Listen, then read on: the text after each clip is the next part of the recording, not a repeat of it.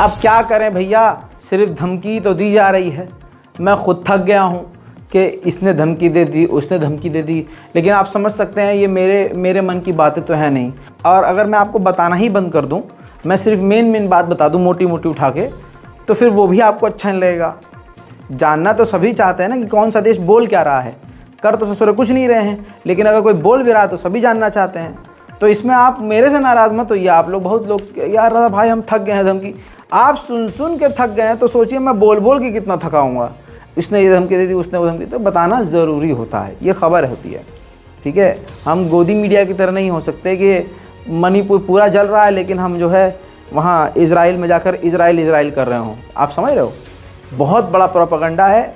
और आपकी दुआ से और आपकी मोहब्बत की वजह से इतनी हिम्मत है कि सच को सच दिखाने में और आपके सामने हर तरह से खुल के खबर दिखाने में मैं कोताही नहीं करता।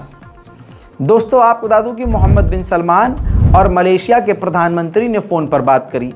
ये बात काफ़ी लंबी चौड़ी चली, जिसके बाद दोनों ने जॉइंट स्टेटमेंट जारी किया और कहा इजराइल को चेतावनी देते हुए कि गज़ा के ऊपर बमबारी करना अगर बंद नहीं किया, गाज़ा के लोगों को अगर ज़बरदस्ती गाज़ा से निकाला तो इसका रिज़ल्ट काफ़ी ख़तरनाक होगा और आपके लिए अच्छा नहीं होगा।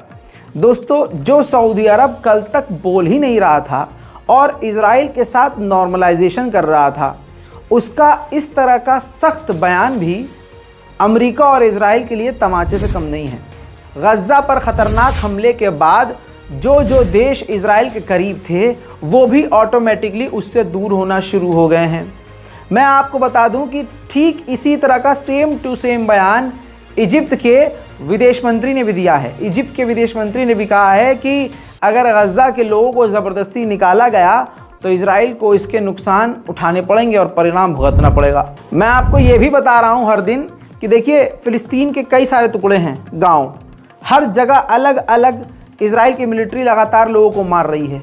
7 तारीख से 23 तारीख आते आते तक, 7 अक्टूबर से 23 अक्टूबर तक वेस्ट बैंक के इलाके में 91 फिलिस्तीनियों का कत्ल कर चुका है इजराइल।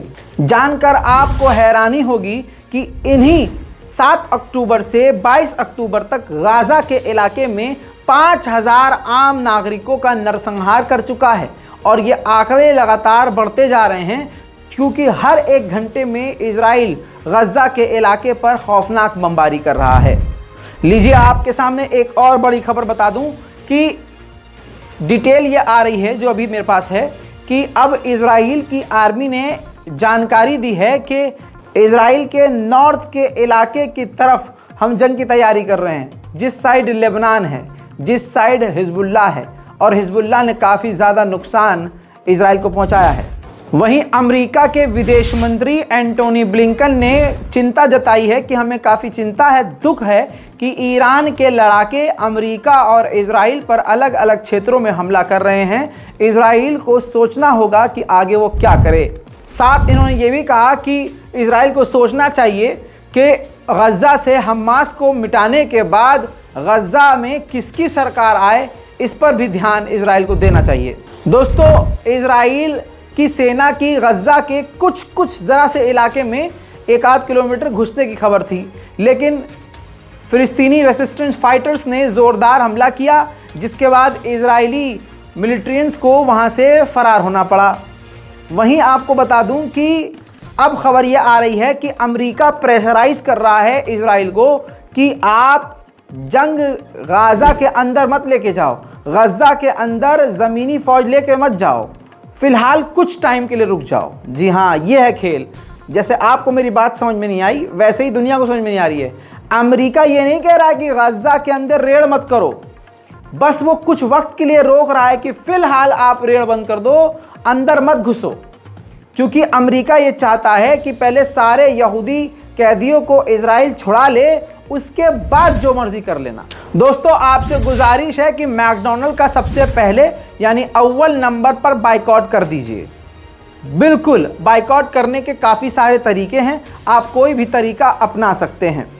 दोस्तों, मैं आपको बताना चाहूँगा कि इजराइल में जो मैकडॉनल्ड है उसने जो फ्रेंच फ्राइज और जो पेपर होते हैं जिसके अंदर वो बर्गर वगैरह पैक करता है, वो पीला और सफ़ेद रंग का उनका पैकेट होता है। इजराइल का झंडा सफ़ेद और नीले रंग का है। तो उसने अपने पैकेट को, बर्गर पैकेट को, रैपर को, सैंडविच रैपर को, उस रैपर को उसने नीला और सफ़ेद रंग का इजराइल के झंडे में तब्दील कर दिया है। एक तो वो पैसे से सपोर्ट कर रहा है इजराइल को, साथ ही पूरी तरह से उसके साथ ज़मीनी तौर पर और सोशल मीडिया का इस्तेमाल करके और हर तरह से इजराइल के साथ है। इसके बाद इस पर आपको बता दूं कि यह मामला रिकॉर्ड किया खुद इजराइल में मौजूद एक फ़िलिस्तीनी सपोर्टर ने। कहा कि मैं फ़िलिस्तीनी नहीं हूं, लेकिन मुझे तकलीफ़ हो रही है कि इजराइल ऐसा कर रहा है और आप उसका साथ दे रहे हैं। सुनिए। Yeah. I'm just really upset that I see this. So this, you're giving me a McChicken sandwich with this wrapping, supporting the killing of kids. And I hope you don't feel good about that. No, I hope my boss. If there's nothing no one can do. It is what it is. Already McDonald's. So Really? Yeah. Yeah, I really hope somebody says something about this. Because it's not right. I'm gonna tell my boss. And I don't want to make a big deal. Yeah. No, it's okay. No, I understand. Okay. I was really shocked when I saw that. And it really hurt my feelings. Yes, I know. Being that I'm Palestinian, and even if I'm not Palestinian, This sounds like a big deal. Yes. yeah, that's atrocious. That's atrocious. I've been seeing that, and please throw it away.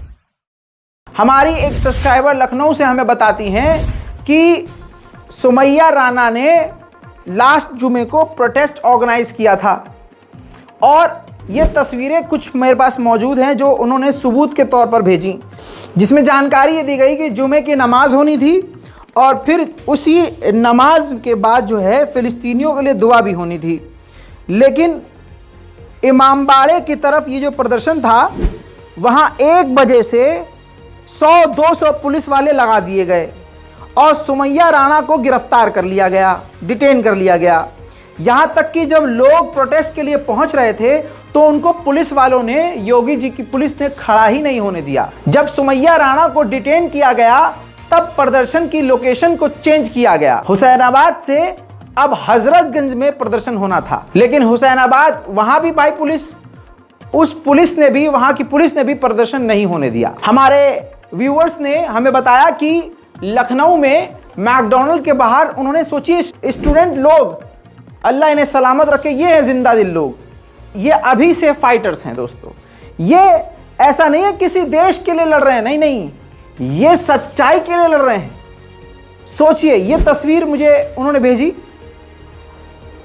आप ये देखिए, एक pamphlet इन्होंने print किया, McD के बाहर गए, इन्होंने पीसफुली ये जो है प्रोटेस्ट किया, जिसमें मैकडॉनल्ड के बाहर इन्होंने एक पैम्पलेट एक A4 पर प्रिंट किया। एक साइड में बताया गया, उसमें लिखा गया कि फ़िलिस्तीन के साथ खड़े होइए और क्यों खड़े होना चाहिए, और मैकडॉनल्ड का बाइकआउट क्यों करना चाहिए।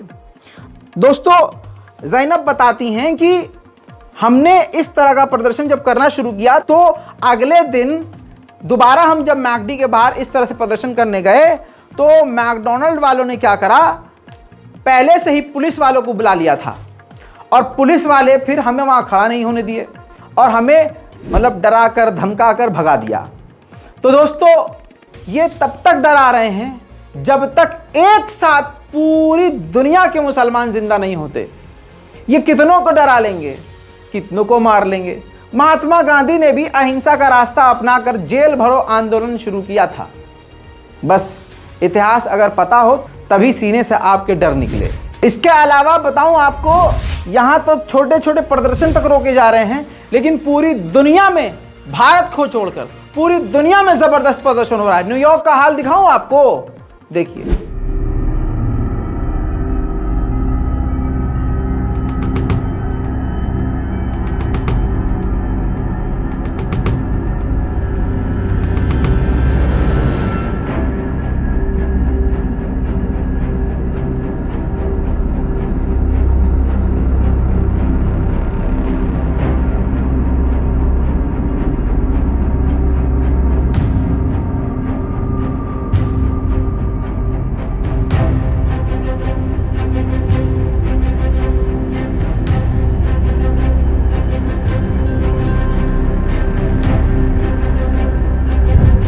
चलिए मोरक्को ले चलूं, मोरक्को का हाल दिखाता हूं, जबरदस्त प्रदर्शन।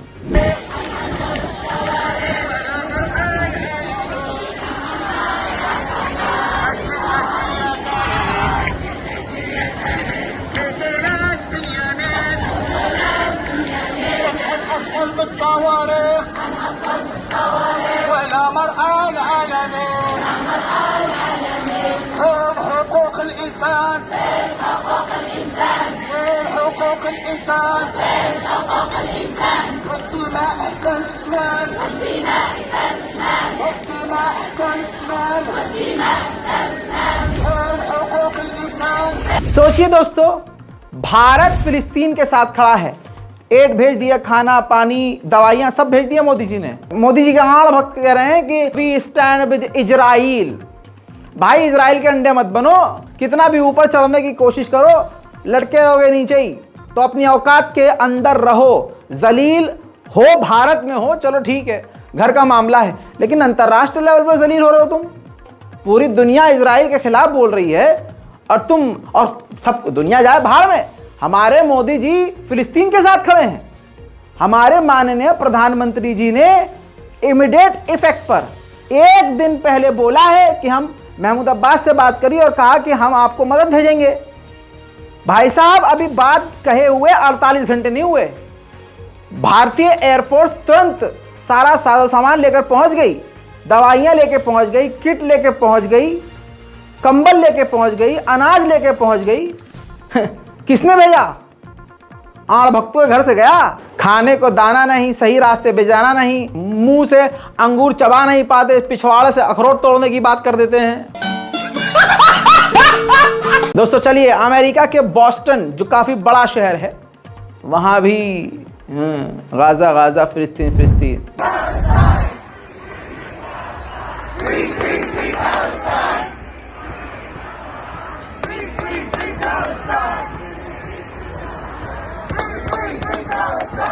कोस्टा रिका, जी हाँ, कोस्टा रिका में भी जोरदार प्रदर्शन फिलिस्तीन के लिए।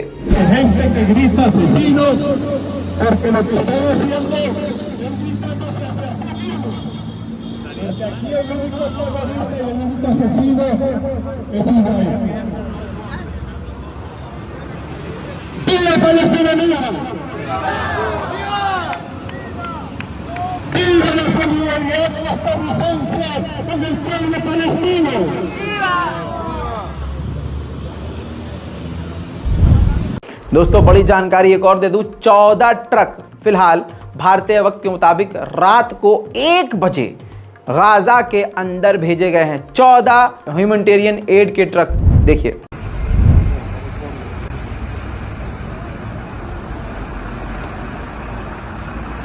الآن دخول تاني قافلة أهلنا في غزة من الحلف الوطني للعمل الأهلي السماوي ومؤسسة حياة كريمة.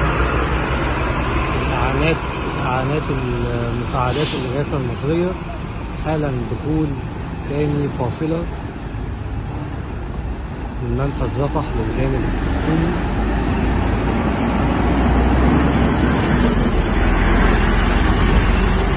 आधी रात को, बिल्कुल रात के 2 बजे करीब भारतीय वक्त के मुताबिक, ये देखिए ये चल रहा है। इजराइल का प्रधानमंत्री नेतन्याहू यानी नितिन यादव उर्फ नितिन यादव जो है लेट नाइट जो है अपनी मिलिट्री से डिस्कस कर रहा है कि अब गाजा के ऊपर किस तरह से हमला करना है, किस तरह से बच्चों को मारना है, किस तरह से एकदम से एक ही झटके में ज़्यादा से ज़्यादा लोगों को कत्ल करना है। इसी रिपोर्ट में आपको ये दिखाना चाहूँगा कि तुर्की के प्रेसिडेंट का खुद का जहाज जो है इजिप्ट पहुंचा है, डॉक्टरों की टीम लेकर और कुछ दवाइयां लेकर। अच्छी खबर है, देखिए।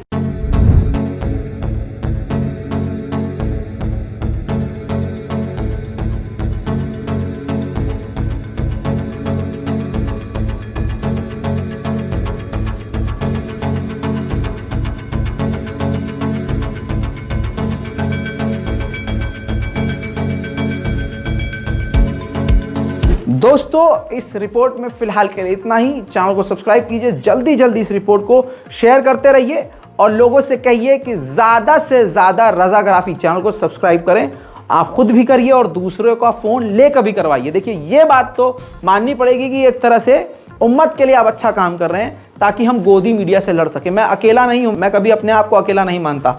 अगर आप मेरे साथ हैं, आप मेरा साथ मत दीजिए। आप अगर गाज़ा के साथ हैं, फ़िलिस्तीन के साथ हैं, मुसलमानों की दर्द भरी आवाज़ और उनके गमों के साथ हैं, तो मेरा साथ दीजिए ताकि दुनिया के कोने कोने तक आपके इस छोटे भाई की आवाज़ पहुंच सके। जय हिंद।